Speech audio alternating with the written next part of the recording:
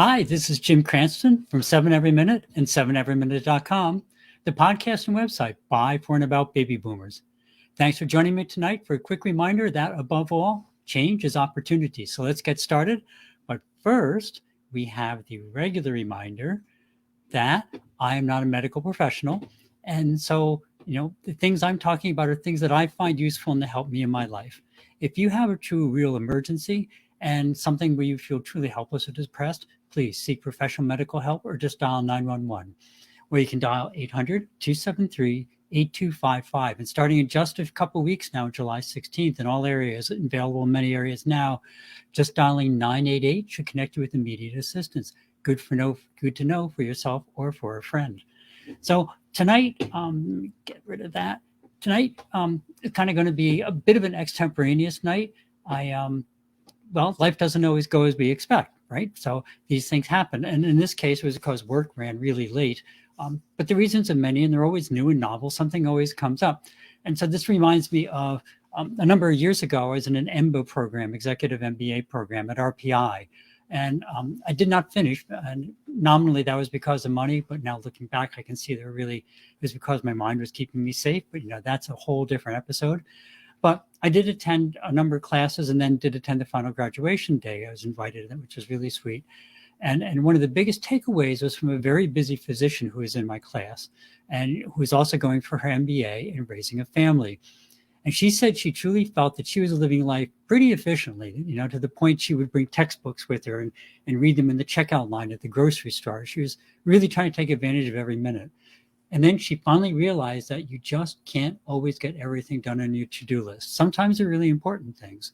What she learned, she said, was the skill of really prioritizing what was on her lists, doing the most important things, and then actively choosing which tasks she was willing to just set aside, possibly forever. Right? It's very difficult to do, but sometimes it's necessary.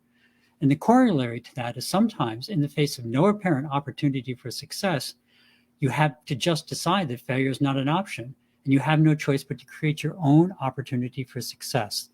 And that's really the topic for tonight. As we all know, these are very changing times, right? There's a world war going on in Europe, right? And it's in progress now, and people are kind of making believe it isn't happening, but it certainly is, right? There are near constant attacks on the most basic values, and things like common courtesy and civility now are almost viewed as some sort of form of weakness or whatever. The economy is, pretty much unpredictable at this point, which means that investment and savings are questionable. The job market is completely disrupted with the working from home and people moving away. And so in a lot of ways, and then in other ways, it's kind of returning to core values of the past, right? There's change, it seems, everywhere and in every way. And that's the secret, because in change, there is opportunity. Change is only scary if you lose faith in yourself and in the future. If you can believe in yourself and your core values of happiness, then change as well, it's just change. It's not intrinsically bad, it's just new. And when new things arrive, there are new opportunities. At one level, we all know that, but there are many forces around us, like every established old style business and political viewpoint. Those are things who stand to make money, but telling us that change can only bring bad things.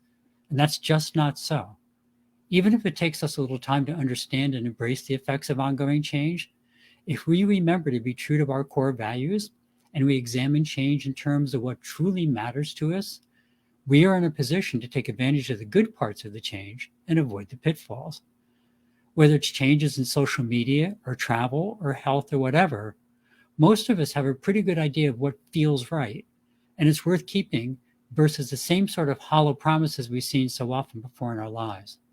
So now it just becomes a matter of, as always, living our life in harmony with our goals and principles, envisioning the future we want to create, and our minds will work to make that vision a reality. Most of what is presented to us as a huge change, they're really, in reality, they're pretty minor adjustments to how we live. Right? If we keep that underlying viewpoint in mind, keep that perspective, and look for the new opportunities that appear all around us every day, then every change that we could be worried about turns into a new opportunity to live our lives as we want to. Think about all the people leaving the cities to work remotely. The other side of that change is, although many of the cities are having troubles from that, Many of the small towns that were dying out are having a great resurgence and growth, a real return to nature, truly a real green revolution where your food is truly local and you can walk to the store because you don't have to drive 30 miles or whatever, right? And a return to strong family relationships.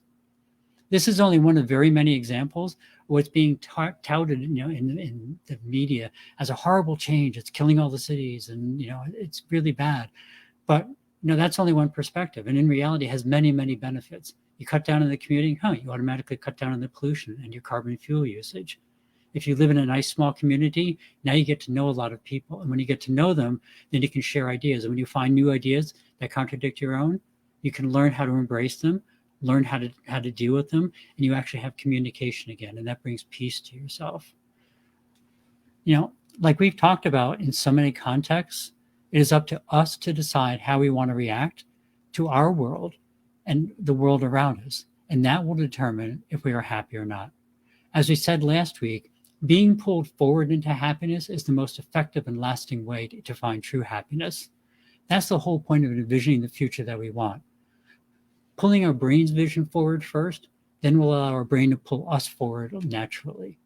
If we envision how we want our interpersonal lives to be, then we will tend to live our lives in a way that our vision becomes a reality naturally with joy.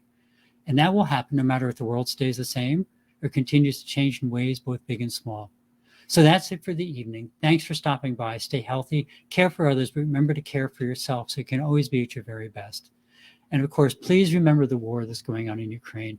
It is definitely, maybe it's out of a lot of the news, but it's going on in many, many horrible ways. As always, if you're able and interested, please, the page of donation links is still up at ukr7.com. And again, there's no place there to give money directly. It's just a page of links to other places. There's a lot of humanitarian aid places, a lot of more direct action places. Remember that one of the best ways to care for yourself is to care for others. So if you can, or if somebody else is asking, please point them to ukr7.com, and that will help them find ways that they can get involved in a way that they feel comfortable with. And then there we go. Also, there was another thing I was going to talk about. Oh, well, escaped me. It'll be on next week's show.